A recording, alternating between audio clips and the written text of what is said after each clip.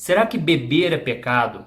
E se eu beber moderadamente, será que eu posso? Ou eu vou estar desagradando a Deus? Então eu vou mostrar para você com base no Antigo Testamento, no Novo Testamento, e eu tenho certeza que ao final desse vídeo você vai ter uma opinião concreta a respeito desse assunto. Então esses dias um rapaz me perguntou o seguinte: pastor, lá em Efésios capítulo 5 diz que nós não devemos nos embriagar, mas isso quer dizer que então eu posso beber moderadamente? Então eu vou ler para você essa passagem, está em Efésios capítulo 5, versículo 18. Não se embriaguem com vinho, que leva à libertinagem, mas deixem-se encher pelo Espírito.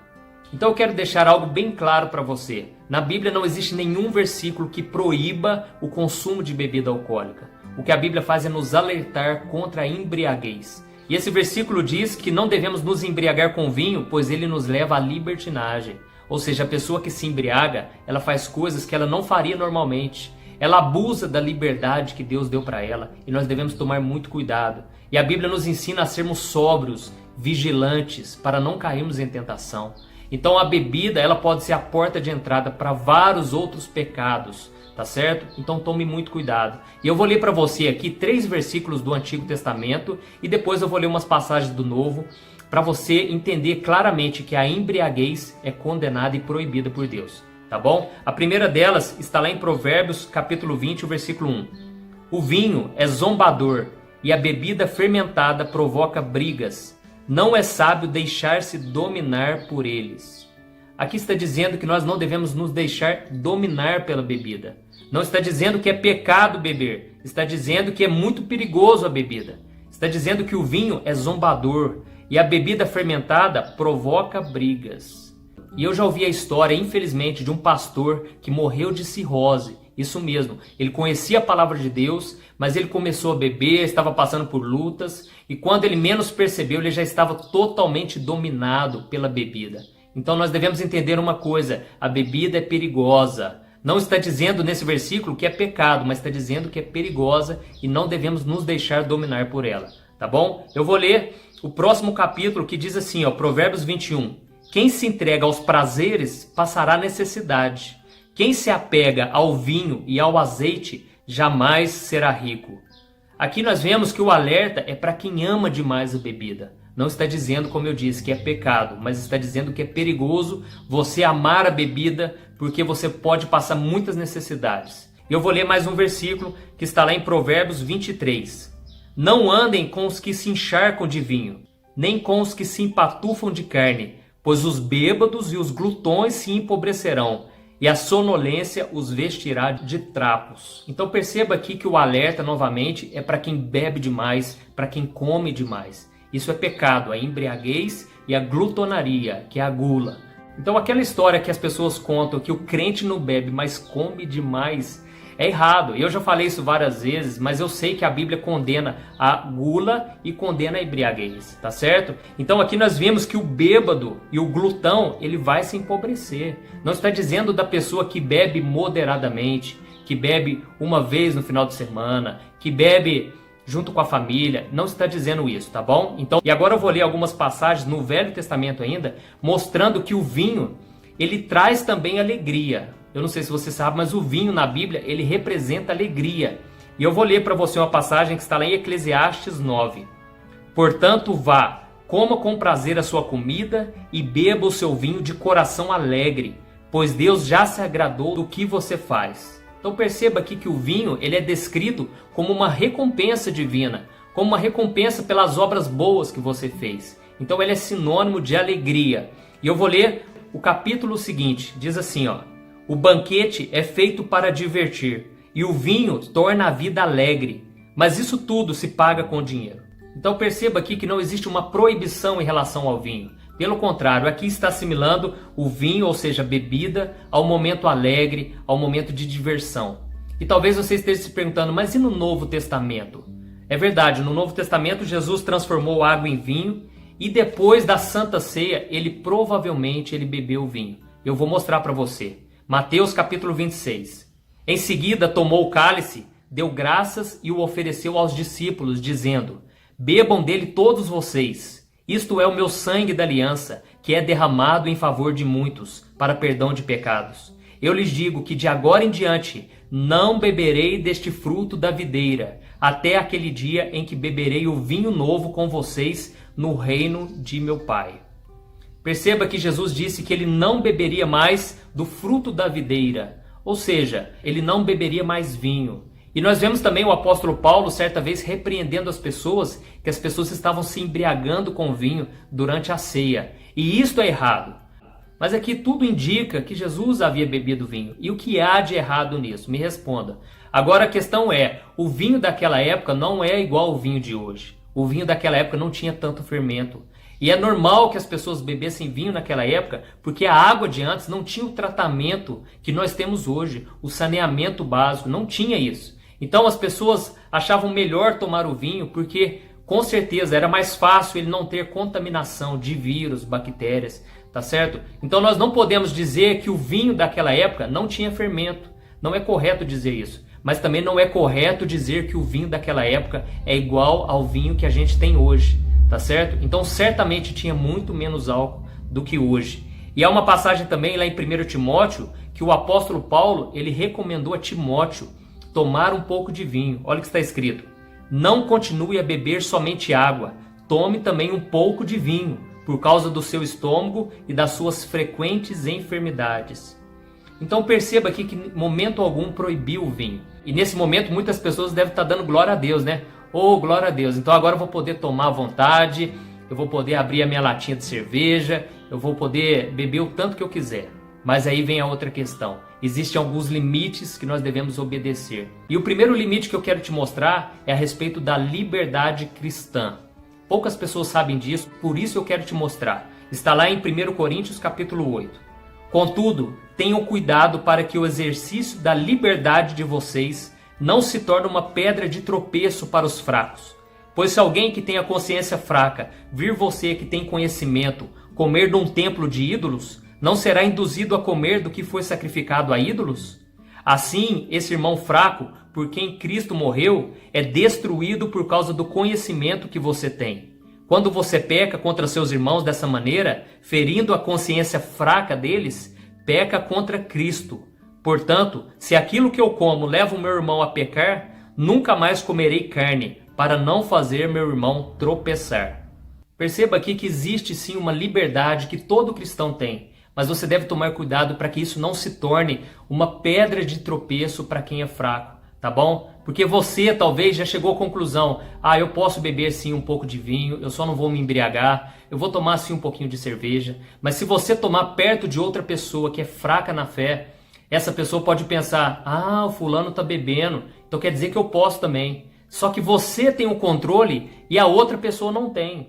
Ou seja, você está pecando, você está fazendo aquela pessoa se desviar, aquela pessoa perder o equilíbrio. E a Bíblia diz que Deus nos deu um espírito de moderação, Deus nos deu um equilíbrio, mas a outra pessoa talvez não tenha. E da mesma forma é com os ímpios. Se você beber num barzinho, por exemplo, num restaurante, e alguém souber que você é crente e a pessoa vê você bebendo, você errou. Porque aquela pessoa vai pensar, nossa, o fulano está bebendo, mas ele é crente. Isso porque no nosso país a cultura é de que as pessoas que bebem são pessoas do mundo. E as pessoas que são cristãs, que seguem a palavra de Deus, elas não bebem. Então você está errando se você beber publicamente, tá bom? Porque isso vai prejudicar até mesmo a conversão de muitas pessoas. No programa de hoje vamos discutir um assunto delicado: o uso do álcool e as escrituras sagradas, especialmente o vinho. Cristãos que seguem os preceitos bíblicos podem beber moderadamente? De acordo com a OMS, Organização Mundial de Saúde, não há vantagem alguma em consumir álcool. No mundo, o uso prejudicial de bebidas alcoólicas está relacionado com 22% dos suicídios, 22% da violência interpessoal, 15% das lesões causadas no trânsito, 30% dos cânceres de boca e garganta, 25% das pancreatites, 12% dos casos de tuberculose, 10% dos cânceres de intestino grosso, 8% dos cânceres de mama, 8% das doenças cardíacas e 50% dos casos de cirrose. Para aqueles que provavelmente têm a Bíblia como conduta de fé e prática, provavelmente não precisariam passar por uma experiência como esta para rejeitarem completamente um copo de cerveja ou uma taça de vinho. Basta seguir os conselhos que estão aqui na própria palavra de Deus. Quer ver? O vinho é zombador e a bebida fermentada provoca brigas. Não é sábio deixar-se dominar por eles. Provérbios 20, verso 1. Ai dos que são campeões em beber vinho e mestres em misturar bebidas. Isaías 5, 22. Não se embriaguem com vinho, que leva à libertinagem, mas deixem-se encher pelo Espírito. Efésios 5, verso 18. De quem são os ais? De quem as tristezas? E as brigas, de quem são? E os ferimentos desnecessários? De quem são os olhos vermelhos? Dos que se demoram bebendo vinho, dos que andam à procura de bebida misturada. Provérbios 23, 29 e 30. Estes textos parecem claros. Existem, porém, dois problemas que precisamos reconhecer. O primeiro é que muitos teólogos, ao lerem estes e outros textos bíblicos, chegam à conclusão de que a Bíblia não proíbe a bebida nem prescreve a abstinência, salvo em alguns casos. O que ela condena é a embriaguez. Noutras palavras, desde que se beba com moderação, não se pode dizer que aquilo seja um pecado prescrito nas Escrituras.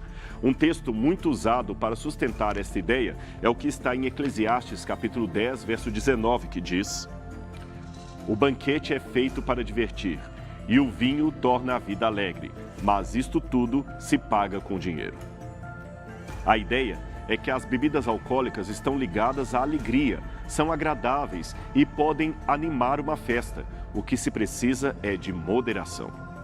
O segundo problema com esse tema está no próprio comportamento de Jesus, que aparentemente bebia vinho. Pelo menos é o que deduzimos da leitura de Lucas, capítulo 7, versos 33 e 34. Porque veio João Batista, que não comia pão nem bebia vinho, e dizeis, tem demônio. Veio o Filho do Homem, que come e bebe, e dizeis, eis aí um homem comilão e bebedor de vinhos, amigo dos publicanos e dos pecadores. E então, como entender isto? Optamos pela abstinência ou pelo ato de beber moderadamente? Antes de entrar no texto bíblico propriamente dito, deixe-me dizer uma coisa para você. Ainda que exista uma ou outra afirmação popular de que beber uma taça de vinho por dia traz benefícios ao coração ou que beber moderadamente é seguro, saiba que nem todos os médicos concordam com isto. Aliás, a coisa não é bem assim. De acordo com o Dr. Michael Mosley, consultor médico da BBC de Londres, qualquer quantidade de álcool que você ingerir irá provocar um aumento nos riscos de desenvolver algumas formas de câncer, particularmente o câncer de mama, incluindo algumas ocorrências mais raras da doença, em partes do corpo, como a cabeça, o pescoço e a garganta. É claro que esses riscos são menores quando se bebe moderadamente, mas eles tendem a crescer rapidamente conforme avance a ingestão de drinks.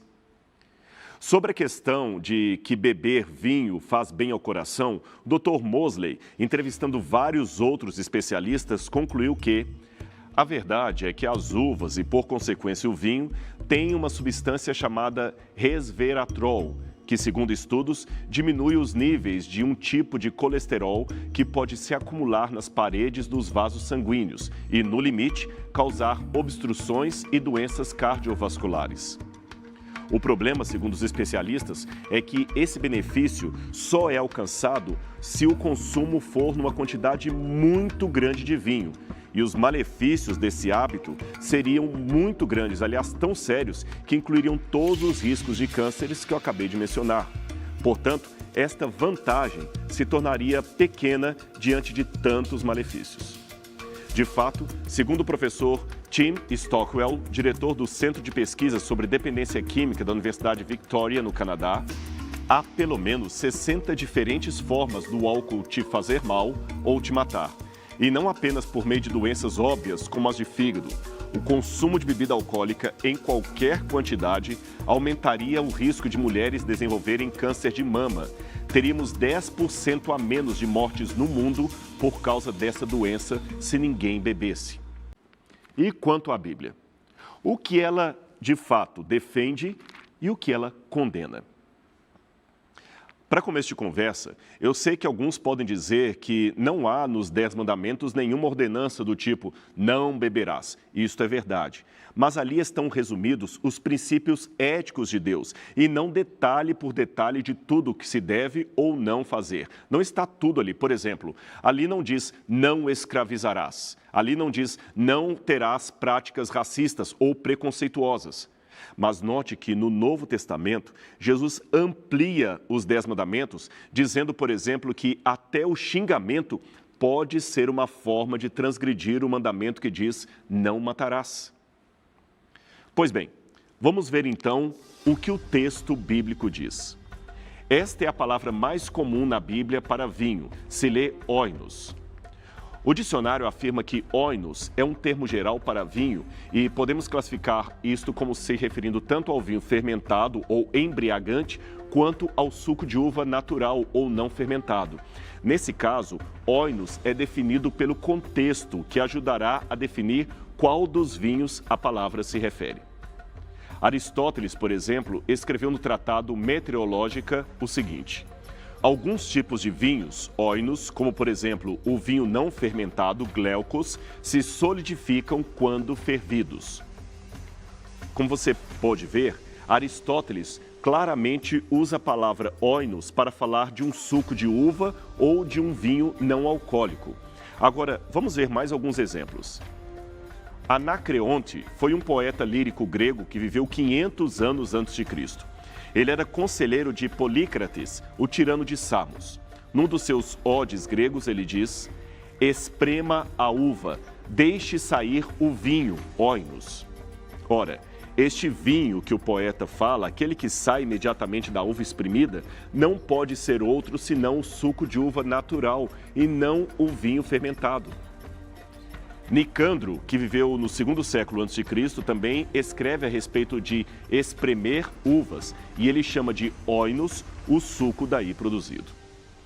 Estes são apenas alguns exemplos, mas eu poderia dar outros. Agora, como eu falei, a palavra oinos pode referir-se tanto ao vinho fermentado ou alcoólico, quanto ao suco de uva. É o contexto que determina.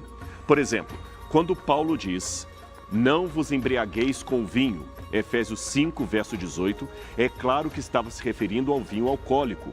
Por outro lado, quando lemos no Apocalipse, capítulo 19, verso 15, Cristo pisando o lagar do vinho da ira de Deus, evidentemente estava falando de um vinho, a princípio, não fermentado, pois é aquele vinho recém-espremido com os pés.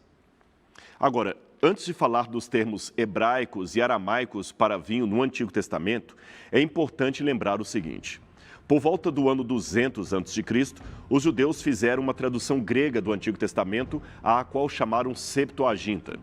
Pois bem, nesta versão grega dos judeus, eles usaram o termo oinos para traduzir diferentes palavras hebraicas, tanto referentes ao vinho fermentado quanto ao suco de uva, o que permite concluir que os autores, tanto do Antigo Testamento como os do Novo Testamento, aqueles que escreviam em grego, claramente entendiam que oinos, fora do contexto, poderia ser um termo dúbio.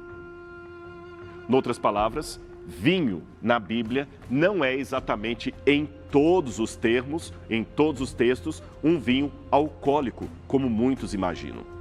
Agora, é claro que existem também outras palavras gregas mais raramente usadas e que são inequívocas para falar do vinho fermentado ou não fermentado. Por exemplo, gleukos, que aparece em Atos 2, verso 13, e síkera, que aparece em Lucas, capítulo 1, verso 15. No Antigo Testamento, temos o termo aramaico ramar, que aparece em Esdras, capítulo 6, verso 9, e Daniel, capítulo 5, 1 a 4. O contexto ali não deixa dúvida de que se trata de uma bebida fermentada, uma bebida embriagante. Também no Antigo Testamento existem várias outras palavras para falar do vinho e muitas são claramente referentes à bebida alcoólica. Por isso, não preciso me delongar nelas, mas vamos falar das principais: yain e tirosh. Yain é a palavra que mais aparece no Antigo Testamento, em pelo menos 140 passagens. Como oinos, ela também é dúbia e pode significar tanto o vinho alcoólico como o suco de uva. Novamente, é o contexto que vai nos dizer o seu significado. Por exemplo, em Gênesis capítulo 9, verso 1, diz que Noé, bebendo do vinho, Yain, embriagou-se, portanto, era um vinho alcoólico. Mas em Lamentações capítulo 2, verso 12, fala de meninos e crianças de peito, carentes de pão e vinho, novamente Yain. Logicamente, só poderia estar falando do suco de uva não fermentado, pois o vinho não seria dado a crianças. Os hebreus também tinham a palavra teirosh para referir-se desta vez exclusivamente ao suco de uva não fermentado. Esta, inequivocadamente, não se refere a uma bebida embriagante. Mas e quanto a textos em que Deus parece falar bem do vinho? A palavra que aparece ali não é teirosh, vinho não fermentado, e sim a dúbia palavra yain. Por exemplo, Eclesiastes capítulo 9, verso 7, é um desses textos. Ali diz: vai, pois, come com alegria o teu pão e bebe o teu vinho com coração contente, pois há muito Deus se agrada das tuas obras. Como resolver esse texto tão complicado? Bem, aqui podemos então dar duas respostas. A primeira seria de que, como o termo é dúbio, não podemos afirmar que Deus esteja sugerindo beber esse ou aquele tipo de vinho. Além disso, o fato de alguns patriarcas como Noé e Ló terem se embebedado em determinadas ocasiões não prova o endosso divino a essa prática. Existiam outros costumes antigos, como por exemplo a poligamia, que era tolerada por Deus, mas não sancionada por ele. O mesmo Antigo Testamento que menciona esses casos de embriaguez também faz advertências sérias contra a bebida e você as viu no começo desse programa. Arão e seus filhos, os sacerdotes, foram estritamente proibidos por Deus de beber vinho ou bebida forte ao entrarem no tabernáculo para ministrar diante do Senhor. Você pode ver isso em Levítico capítulo 10, verso 9. Os nazireus também eram igualmente proibidos de ingerir vinho enquanto estivessem debaixo do voto. E os recabitas viveram um exemplo digno de nota de abstinência permanente do vinho, aderindo estritamente ao mandamento do seu ancestral Jonadab, que ordenou aos seus descendentes não tomarem vinho, se manterem longe do álcool. Você pode ler isso em Jeremias, capítulo 35, verso 2, 5, 8 e 14. Em vários quadros egípcios, os deuses e nobres aparecem bebendo ao mesmo tempo. O cenário também repete-se na arte produzida na antiga Mesopotâmia. O deus sumeriano Enki, por exemplo, estava bêbado quando deu seus mandamentos a Inanna. Jamais encontraremos o Deus de Israel sob essa circunstância de embriaguez que era típica das divindades pagãs. Aliás, esta é uma singularidade que deve ser notada, pois enquanto os demais deuses bebiam e se embriagavam, Javé é apresentado como um abstêmio, alguém que nunca, jamais perde a sua consciência.